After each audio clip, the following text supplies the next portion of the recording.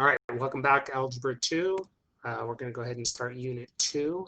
And so Unit 2 deals with exponent properties. We're going to look at how these different properties affect the exponents with like bases. We're going to also simplify rational expressions and multiply and divide those. And then we'll go ahead and solve rational equations. There's a quiz in this unit and a test also at the end. All right, so the first property we're going to look at is the product property. So product means we're multiplying. And anytime we're multiplying like bases, so you can see here the x's are the same, and we're multiplying, we're going to carry the base across, just rewrite it, but we're going to add the exponents. Okay, so whatever the exponents are, you're going to add them. The quotient property means we're dividing like bases. Again, you can see the x's are the same. All right, so when that happens, we can subtract the exponents.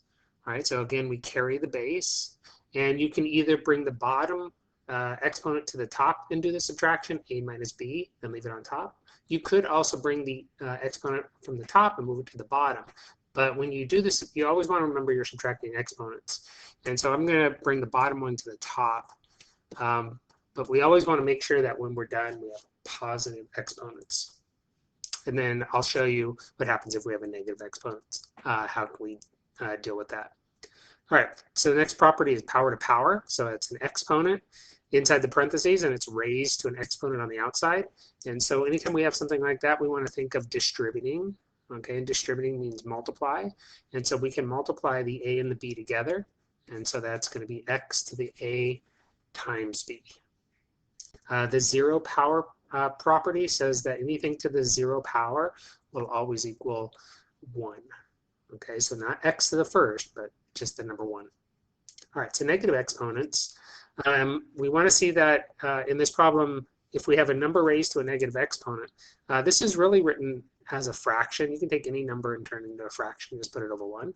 And so to get rid of the negative exponent, what we can do is take this whole base with the exponent and move it to the denominator. All right, and so that x to the negative a becomes x to the positive a on the bottom, and then we're going to leave a 1 on top. So it's 1 over x to the positive a, and that's equal to x to the negative a. If the negative exponent's on the bottom, we just do the reverse. So we take the x to the negative a, and we flip it to the top. All right, and so it becomes x to the positive a on top. And if you want to put it over 1, you can, but you don't have to. You can just leave it as x to the positive number, x to the positive a. All right, so let's go ahead and practice each of these. All right, so we can see the different properties. Some of them have 2 or more properties together. All right, so on this first one, number 1, we have these parentheses, and everything's being multiplied on the inside. So that allows us to use the power to power property. It says that take this exponent 3, and we bring it in to every single exponent on the inside. Now, there's actually 3 exponents in this in the parentheses. This 2, the number 2, has an exponent 1. All right, so that means it's 2 to the 1 times 3, which is 2 to the 3rd, x to the 2 times 3, which is 6, and then y to the 3 times 3, which is 9. All right, now 2 to the 3rd, since that's not a big number, we can go ahead and multiply that out. 2 to the 3rd is 2 times 2 times 2, and that's going to be 8. X to the 6, and then y to the 9. If it was a big number, like 2 to the 7th power, 2 to the 10th, 2 to the 12th, then we'd probably just leave it as that number to the exponent. But if it's a small one, go ahead and just multiply it out. And you have calculators that have exponents, so it's not too bad. All right, so number 2, here we have all this multiplication. Everything's being multiplied here. There's no adding or subtracting anywhere in here. And so when we have something like this, and we want to find the like bases. So all the x's are like. And so that means that we can multiply those x's together. So when we do that, we're using the first property, which is the product property, that says when you multiply like bases, you add the exponents. All right, so we keep the base x, and we add 3 plus negative 5. That's going to be negative 2. And then the y's are the same. And so we can combine those ones together. So y to the 5th times y to the 3rd, that's going to be y to the 8th power. All right, now because that x to the negative 2, we don't want negative exponents. All right, so think of this whole thing as a fraction over 1. And now we can take that x to the negative 2, flip it to the denominator. And we'll leave that y to the positive 8 on top because it's already a positive exponent, so we don't need to change it. And so it's going to be y to the 8 on top, and then x to the positive 2 on the bottom. And that 1 on the bottom you don't have to put, it's just the coefficient of the x. All right. Number 3. 3 works just like number 1. We have 3 exponents in here, that 2 to the first. All right, and then this -3 again will just get distributed inside. And so that means you're multiplying exponents. So it's 2 to the -3, x to the positive 12, y to the -6. All right, and then because there's negative exponents, we're going to have to move them.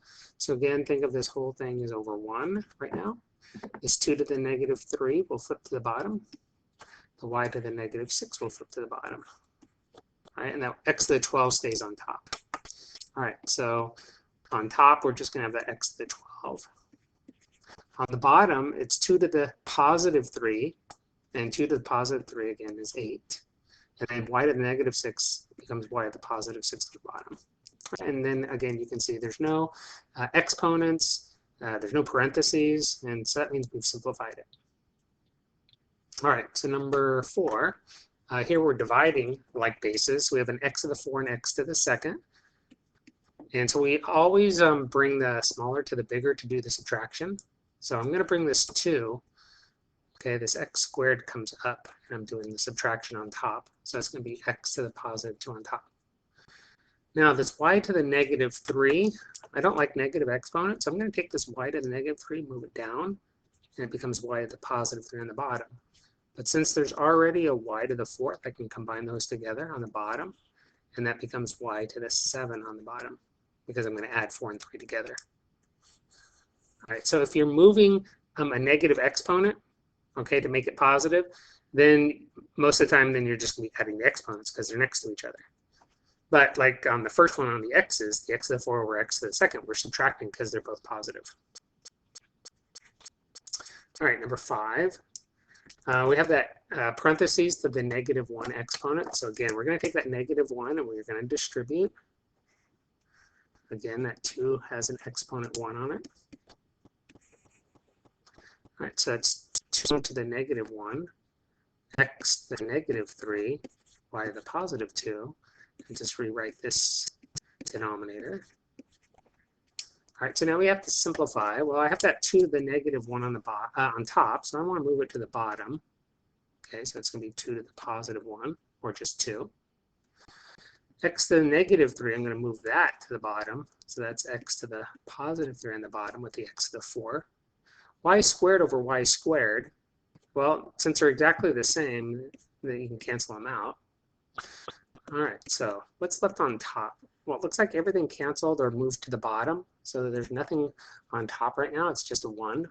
On the bottom, this 2 to the 1st times 2 is 4. 2 times 2 is 4. X to the 4 times x to the 3rd, that's x to the 7, because you have to add the exponents. And the y is already canceled out. All right, number 6. All right, so again, looks like there's 3 exponents, so this 3 is going to get distributed. Okay, again, that's being multiplied.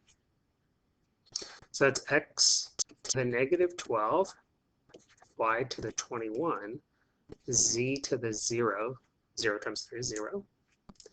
Okay, I got a negative exponent, so I want to think of it as a fraction. Okay, and I can move that x to the -12 to the denominator. And so I have a y to the 21. Z to the 0 is just 1, and 1 times y to the 21 is just y to the 21. That x to the -12 moves to the bottom, x to the positive 12 on the bottom, and I don't have to worry about that 1 on the bottom because I just added that in there. All right, and that's like right there in front of the x to the 12, but you don't have to put that in there.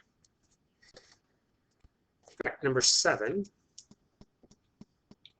All right, so here I'm dividing -6 over -3. -6 over -3. That simplifies to just -2. Okay, it's just coefficients, and so it's a -2 on top. I'm just going to put that fraction bar and see if maybe there's something else that I need to simplify. Let's see, I have an x to the 5th and x to the 7. So the 5, since it's smaller, I'm going to bring it down, and I'm subtracting Kind of hard to see that. So let me write it like this. I have the x to the 7, and then I'm subtracting the 5. That 5 on top comes down, so that's x squared on the bottom. The y to the 5th and y to the negative 4. I'm going to take the negative 4, since it's negative. I'm moving it to the top, making that positive. And that y to the 5th is already positive, so I can add those. That's y to the 9 power. All right, so I get negative 2 y to the 9 over x squared. All right, and then 8. Let's see, I have 5 times 6. I can multiply those together. That's 30. I have an x to the negative 2 and x to the positive 2. If I add those together, that's x to the 0 power, because negative 2 plus 2 is 0. Make sure you add, not multiply. And then y to the 8 times y to the 1st. Don't forget there's an exponent 1. That's y to the 9. And then the x to the 0, I could simplify that, because that's just 1. I get 30 y to the 9. All right, so that's how all those different exponent properties work. All right, so now we're going to go ahead and turn it over, and we're going to look at how rational exponents work. So rational exponents are just fractional exponents. And so they work the same as all the exponent rules from before. All right, so again, number 1, we're multiplying. So this is using the product property that says when you're multiplying, then you add the exponents. Okay, so we're going to keep the base x, and we're adding 3/5 plus negative 1/5. All right, so remember with fractions, and you have a calculator that will add and subtract fractions for you. 3/5 plus negative 1/5, well, that's x to the positive 2/5. Okay, 3 plus negative 1 is 2, and then you keep the denominator the same. So we have x to the 2/5. I don't have a negative exponent, all right, and so I can just leave it just like that, x to the 2/5. All right, number 2, I have an x to the 4 and x to the negative 7. Those are like terms that I can multiply together because they're the same base. Again, I add the exponents. 4 plus negative 7 is negative 3. And then on the y's, y to the half times y to the 3/2. I'm going to add those together. That's y to the 4/2. Okay, and I can simplify that to 2. All right, and then I have that x to the negative 3. So I got to move that because I want it to be positive. So I get y to the 2nd on top and x to the 3rd on the bottom. All right, number 3. Okay, I have the exponent half, and so that's going to get multiplied inside to everything. Again, that 2 has an exponent, so it's 2 to the half. X to the, now negative 4 times a half is negative 2. All right, and then y, and then 2 times a half is positive 1. All right, now I have that negative exponent on the x. All right, so I'm going to flip it to the denominator. All right, I'll leave the 2 to the half on top, y to the 1st on top. If you want to put the 1, you can, but you don't have to on that one. And then the x to the 2 goes to the bottom. All right, and then number 4. All right, so x to the 3/2 and x to the 1/2. 1/2 is smaller than 3/2, so I'm going to bring the half up. That half is going to come up, and I'm going to subtract 3/2 minus 1/2. All right, so 3/2 minus 1/2 is 2/2. All right, now I'll simplify that. And then the y to the negative 9, since it's negative, I'm going to flip it to the bottom, make it y to the positive 9 on the bottom. But there's already a y to the 4 there, so that means I can add those together, and that's going to be y to the 13 on the bottom. And then that 2 over 2 simplifies to 1, so I get x to the 1, or just x, over y to the 13 power. All right, and so that should be it. All right, good luck.